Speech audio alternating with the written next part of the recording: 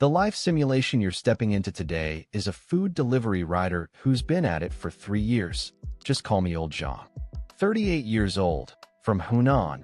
Wife's back home looking after the kid, and I'm out here in Hangzhou running orders alone. Before this, I spent 7 years tightening screws on a factory line in Dongguan. Then I heard people say delivering food was freedom plus good money, so I gritted my teeth and quit. 3 years later, sure, I got the freedom, except I traded the factory assembly line for an assembly line on the open road. Only difference is now I get rained on and sunburned on top of it. The platform says you can make over 10,000 a month. Real take-home is 8,000. After you subtract e-bike rental, late delivery fines, and bad review deductions, you're left with under 6,000. Those videos you see online of riders flashing their earnings, 15, 20,000 a month. Either they're the top 5% pulling 15 or 16-hour days like absolute animals, or their paid shills the platform recruited to shoot promos. Ordinary guys like me just run from dawn to dusk like dogs, then do the math at the end of the month, and our hearts sink. In 3 years, I've wrecked 4 electric scooters, broken bones twice, and I've still got a steel pin in my wrist that hasn't been taken out. My bank balance is just barely enough to cover my daughter's tuition next semester, a few thousand yuan. I'm not here for a pity party. I just want to show you what a delivery rider's real ledger actually looks like. Everything I'm about to tell you is from my own experience, not a single word made up. Listen to the end and judge for yourselves. 3 years ago, I was still at the factory in Dongguan. Monthly pay 4,500, standing 12 hours a day on the assembly line. My back hurt so bad I couldn't roll over in bed at night. One day at lunch, my coworker old Lou sidled up, all secretive, and said his cousin was doing food delivery in Hangzhou and made 12,000 last month. I nearly dropped my chopsticks. I thought, that's way better than tightening screws several times over. That same night, I started looking up how to register as a rider. I processed my resignation faster than anyone. Every coworker said I'd lost my mind. The day after I got to Hangzhou, I rented a second-hand e-bike for 300 yuan, downloaded the Rider app, and watched a 20-minute online training video. No interview, no physical exam, no onboarding training. I filled in my ID number, uploaded a photo, the system approved it, and that very afternoon I picked up the first delivery order of my life. 1 bubble tea, 3 kilometers, 5 yuan to my pocket. Holding my phone and staring at that 5 yuan hitting my account, I can't tell you how fired up I was. After finishing that first order, I squatted on the roadside and whipped out my phone to do the math. 5 yuan per order. If I could do 60 orders a day, that's 300. 30 days a month, that's 9,000. That's double what I was making at the factory. Even if you knock it down a bit, it's still 7 or 8,000. That night, I lay on the plank bed in my rental room staring at the ceiling, corners of my mouth stuck up, and I couldn't push them back down. I felt like I'd finally made a right decision. Life was about to turn around. The first month, I ran myself absolutely ragged. Out the door at 7 a.m. taking orders. Lunch was 2 5 yuan buns wolfed down on the sidewalk. Kept running until 11 at night before calling it quits. Back at my rental, my legs were shaking. End of the month, I opened the app to check my earnings. 8,200. Not bad, I thought, pretty close. Then I subtracted the e-bike rental at 350, charging fees at 90, 2 late delivery penalties at 6 yuan, and the platform's miscellaneous fees. Actual take-home, 6,300. That's 1,800 more than the factory, sure, but a far cry from 10,000. The summer lunch rush is the time slot I dread most. From 11 a.m. to 1 p.m., the entire city is ordering food, and orders pour in like a blizzard. Ground temperature hits 50 degrees. My helmet is full of sweat streaming down my chin into my collar, and the shirt on my back hasn't been dry since I walked out the door.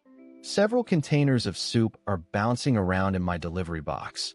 I've got one hand death gripping the handlebars, and the other pressing down on the box to keep it from spilling. When the red light countdown hits 3 seconds, do I run it or not? Every single day, I make that life or death multiple choice dozens of times. Winter is even more brutal than summer. One day last December, it was pouring rain, temperature around 2 or 3 degrees. I was riding in my rain gear, hands so frozen that no amount of rubbing could warm them up, could barely grip the brake lever. Going around a curve, my rear wheel suddenly slid out, and I went flying. Me and the bike, more than 2 meters. 3 deliveries dumped all over the ground. Rice and soup and vegetables mixing with rainwater and mud. I just squatted there staring at the food on the ground. Rain was pouring in from the edge of my helmet down my neck. Couldn't tell if it was rain on my face or something else. First thing I did after getting up wasn't checking my own wounds. It was pulling out my phone to call each of the 3 customers and apologize. I begged them, please don't leave a bad review. Told them I'd reorder for them, pay out of my own pocket. 2 of them said forget it. The third one just hung up on me. 1 bad review docks 50 to 200 yuan. That night, I dragged my busted leg to a roadside clinic and got 6 stitches, 300 yuan. The doctor asked why I didn't go to a hospital. I said the clinic's cheaper. A bad review hurts way more than stitches. Stitches only hurt for a moment. The money docked for a bad review takes days of running to earn back. One time I had a lunch delivery to an office tower. Got to the lobby, and all 4 elevators were stuck on high floors. Waited a full 8 minutes before I could get up. When I knocked and handed over the food, the office worker didn't even glance at me. She said coldly, "What took you so long? The food's cold." I put on a smile and tried to explain that the elevator line was out of my control. She didn't even grunt. Right in front of my face, she gave me a bad review on her phone. I stood there in front of her desk, opened my mouth, wanted to say something, but swallowed it back down. Said sorry for the trouble and left. You're asking if I hate her? Honestly, no, and I really don't have time to hate anyone. The second I stepped out through that office tower's glass doors, my phone buzzed again. The next order was already counting down. 28 minutes to deliver 3 kilometers away to some residential complex. I didn't dare wait for the elevator again. I charged into the stairwell and ran down from the 12th floor, legs turning to jelly, burst out to my scooter, cranked the throttle, and took off. After you've been in this line of work long enough, you figure it out. Emotions are the most useless thing there is. Better to just run one more order. The scariest moment was last fall. I had 3 orders going at once that day, and to save time I rode a short stretch the wrong way down a one-way road. Suddenly a white van came around the corner turning right. I instinctively slammed the brakes and wrenched the handlebars. The rear wheel kicked out, and I came within inches, just inches, of hitting a woman pushing a stroller on the sidewalk. In that split second my whole body went ice cold. After the bike stopped, my hands shook for several minutes. That night I sat alone on the roadside and smoked half a pack of cigarettes. For the first time I seriously asked myself whether I could keep doing this job. Every night after I finish my last order, no matter how late, I find a quiet stretch of curb with nobody around and sit down, pull out my phone, and see how much I made that day. 280, 310, 260, 350 on a good day. The number bounces around, but it always stays in that range. Then you subtract the charging cost, vehicle wear and tear, and the 2 boxed meals you ate that day, and your take-home is always way less than what the app screen shows. How do I describe that feeling? It's like being a hamster on a wheel, always running, never getting anywhere. Let me walk you through the real math. A customer pays 30 yuan for a delivery. The restaurant fills the order, subtracts ingredients and packaging, and keeps roughly half. The platform then schemes 20 to 30% in commission and delivery service fees from that one order. What finally trickles down to the rider is 5 to 7 yuan. During peak season there are more orders, but the platform jacks up its commission rate to match. Off-season, orders are so scarce you can refresh for ages and not grab a single one. No matter which way you slice it, the platform always wins. Now let me list the fixed costs one by one. E-bike rental plus charging runs close to 500 a month. Phone data and call charges are another 60-something. Helmet, rain gear, gloves, consumables that average out to a few dozen more. Every now and then the bike breaks down and you spend 100 odd on repairs and parts. Just that alone adds up to well over 600 a month, and that's before I've even fed myself.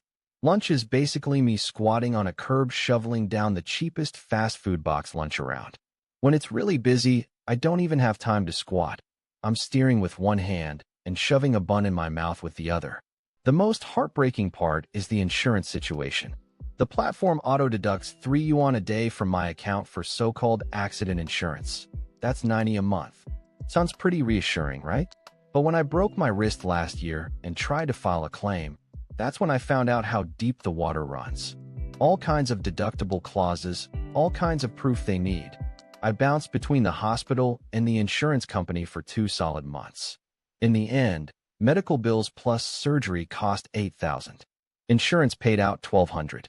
The remaining 6,800 I ate all by myself. That's basically a whole month of running for free. No social security, no medical insurance, no housing fund, and definitely no labor contract. I specifically asked the station captain about it. He said the relationship between us and the platform is a cooperation, not an employment. The thing we signed is called a digital service agreement, not a labor contract. What does that mean? It means when something goes wrong, you're a self-employed individual, and it's your problem.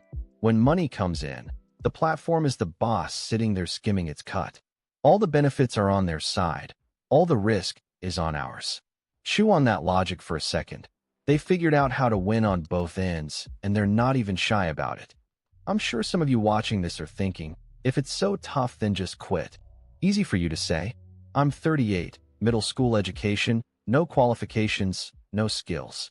Going back to a factory pays 3,500 to 4,000 a month, even less than delivery. Opening a small shop? I don't have the capital. I can't even cover the rent. Getting some kind of vocational certificate? Too late for that. Delivery work is grueling, sure, but at least I see real cash every day instead of waiting for payday at the end of the month. When you're poor, your options are never many. If you've never been poor, you really can't understand that. If you've heard everything so far and you're still dead set on getting into this line of work, then let me give you a few pieces of honest advice as a 3-year veteran rider. First, do not believe the platform's hype about making over 10,000 a month. That number belongs to a tiny minority trading their lives for it. The vast majority of ordinary riders run from morning to night and take home 6 or 7,000. That's the real normal. If you can accept that income, then come. Don't walk in fantasizing about getting rich. The gap between expectation and reality will crush you. Second, spend a few hundred yuan of your own money and buy proper accident insurance from a real insurance company. Do not rely on that 3 yuan the platform deducts every day. Third, and this is the most important, on rainy days you absolutely must slow down. A late delivery fine is only 3 yuan, but you only have one life. I watched 2 brothers with my own eyes get into serious accidents rushing through intersections in the rain because they didn't want to be late. One still has a steel plate in his leg to this day. The other one never came back. In this life, you can slowly recover from any loss, except losing your life. There's no do-over for that. After 3 years of delivering food, I haven't saved much in my bank account, but I've finally figured one thing out. Trading your body for time and your time for money. That road has an end, and the day your legs can't run anymore is where it stops. Now, no matter how exhausted I am after clocking out, I force myself to study phone repair, following online tutorials step by step, learning to replace screens and swap batteries. The goal is simple. Before I turn 40, lease a little storefront by a residential complex and open a phone repair shop. The road is still long, but you've got to give yourself a direction. You can't spend your whole life running orders inside an algorithm. What do you think? Are food delivery riders freelancers, or are they assembly line workers of the digital age? Tell me what you think in the comments.